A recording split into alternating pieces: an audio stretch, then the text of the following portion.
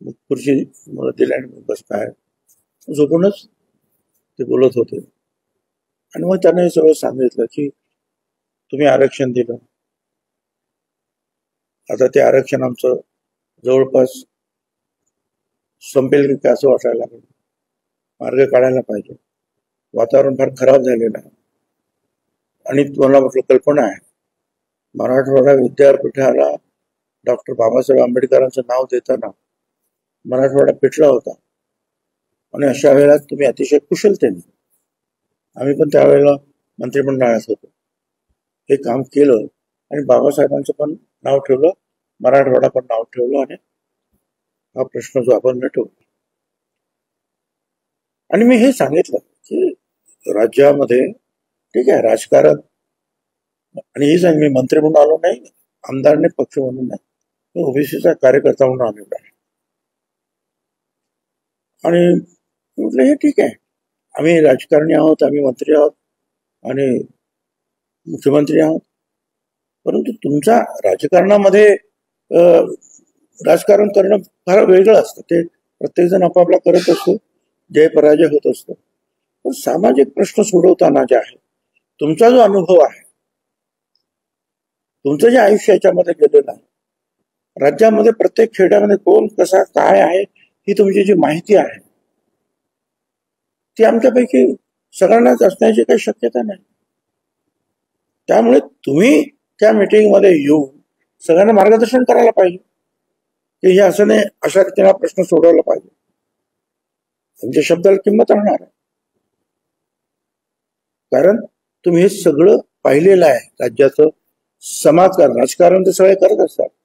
राजकारण या राज्यामध्ये जे सामाजिक घटक आहेत त्यांच्या बाबतीमध्ये या अडचणी तुम्ही सोडवलेल्या आहे.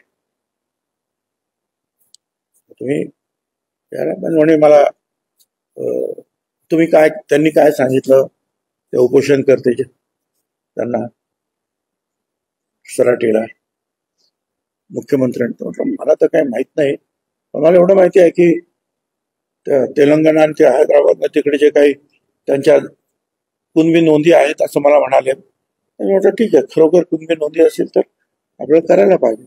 मग त्याच्यानंतर काय अक्षरशः त्यांना आश्वासन दिले किंवा कोणी काय बोललं मला काही माहिती नाही. मग त्यांनी सांगितलं तुम्ही गेला होता, म्हटलं हो. तुमच्यावर मंत्री होते, म्हटलं सगळं होते, गिरीश महाजन होते, सावे होते, गुलाबराव पाटील होते. त्यांनी सांगितलं उदय सामंत होते, म्हटलं हो साहेब उदय सामंत पण होते, 5-6 लोक होते. आम्ही तुम्ही काय सांगितलं हाकेंना आणि ते वाघमारे बसले होते त्यांना, मग आम्ही काही सांगितलं नाही. काय सांग, म्हटलं मीच होतो ना तिथे, मला माहिती आहे मी काय सांगितलं. मी एवढंच सांगितलं की तुम्ही आता उपोषण सोडा, उपोषण हे जागृतीसाठी करायचं असतं, जागृती झालेली आहे, परंतु उगीच किडनी किंवा लिव्हर हे त्या आयुष्यभर खराब करून घेणं किंवा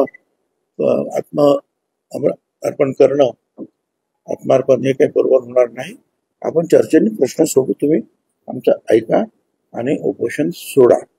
आणि मग त्या दोघांनी उपोषण सोडलं आणि मग म्हटलं पुण्याला पण येऊन ते ॲडव्होकेट मंगेश ससाणे यांचं सुद्धा आम्ही उपोषण सोडलं.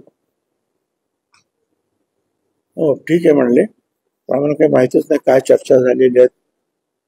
आणि मग त्यांचं असं परत म्हणणं पडलं की बा आता हे सगळे एवढे 50-60 लोक असतात, त्याच्यामुळे ह्या नाजूक प्रश्नावर चर्चा करताना कसं काय होणार.